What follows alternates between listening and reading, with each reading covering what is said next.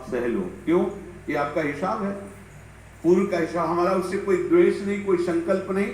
अचानक घटना घटी और हमसे द्वेष करने लगा, हमें पीटने लगा, हमें गालियां दे, ये हिसाब है, चुपचाप सह जाओ। अपने घर का भाई ही भारी दुश्मन बन गया और क्लेश हिसाब है।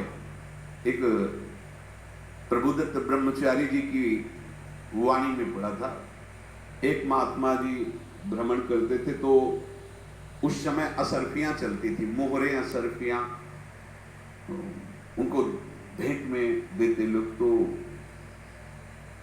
या तो ठाकुर सेवा में लगे तत्काल, या संत सेवा में तत्काल लगे, उसका संग्रह करके डोलना ये ठीक नहीं है बैरागी के लिए, सिद्धांत में ये ठीक नहीं। तो जब 2, 4, 6, 8 ऐसे मोहरे हुई तो उन्होंने विचार किया कि और भ्रमण करके जब काफी मोहरे हो जाएंगी तो प्रयागराज में जब कुंभ पड़ता है, एक बार पूरे सब अखाड़े के संतों को, अलग अलग संप्रदाय सब संतों को बुलाएंगे और सबको खुआएंगे। अब साधु है तो यही विचार करेगा और क्या विचार करेगा। तो उन्होंने ऐसे डंडा बनवाया, बेंत, जो ऊपर से चूड़ीदार और भीतर पोला, और मोहरे उसमें डालते और भ्रमण, जहां जहां श्रद्धालु भगत थे सबके यहां जाना और इच्छा रखना कि एक मोहर तो दे दे दक्षिणा में। कामना कोई भी हो वो बांधती ही है, ध्यान रखना। इसीलिए प्रभु जो चाहे वो करे, अपनी चाह नहीं रखनी चाहिए, अपनी चाह प्रभु की चाह में मिला देनी चाहिए। धीरे धीरे वो छड़ी भर गई, भ्रमण करने वाले महात्मा चूड़ी लगाई, इंतजार करते रहे जब प्रयाग का कुंभ पड़ा तो चले।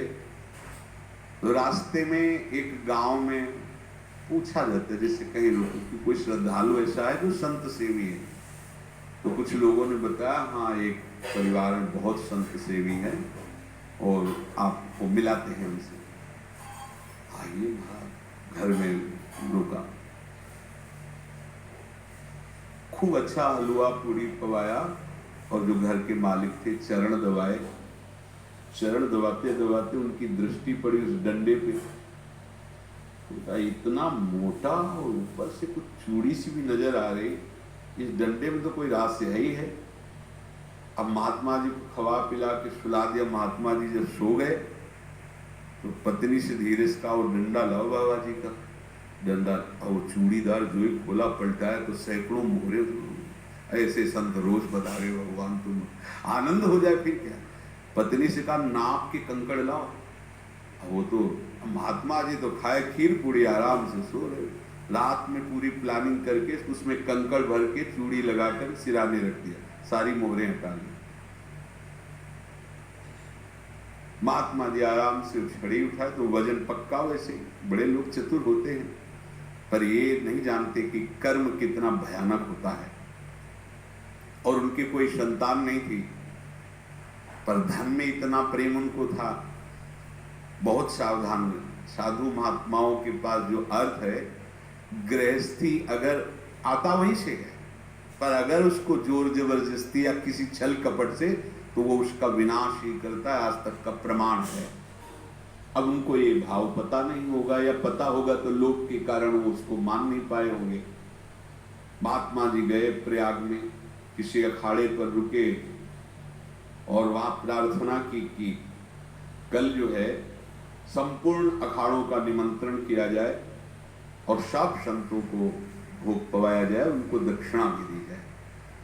महंत ने सोचा कि बहुत बड़ा है तो उत्सव है, क्योंकि प्रयाग में कितने हजारों संत महात्मा सब। उनका महाराज बोरों इसमें चीनी और तीनों घी लगेगा, सब व्यवस्था। बोले आप मंगाइए, एक एक हिसाब हम करेंगे, हमारे पास सब व्यवस्था है।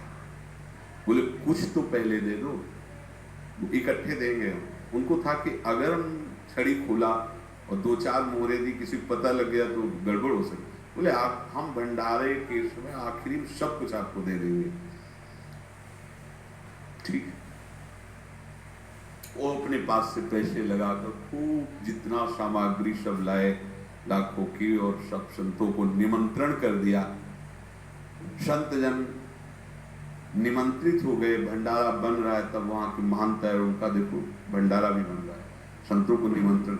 अब आप अर्थ की व्यवस्था कीजिए, क्योंकि इतनी बड़ी हमारी सामर्थ्य नहीं थी जितना हमने किसी तरह हमने व्यवस्था की। अब मुझे अर्थ चाहिए, तभी आगे की व्यवस्था बढ़ेगी। संतों को दक्षिणा देंगे और जिनसे अर्थ लिया उनको दे।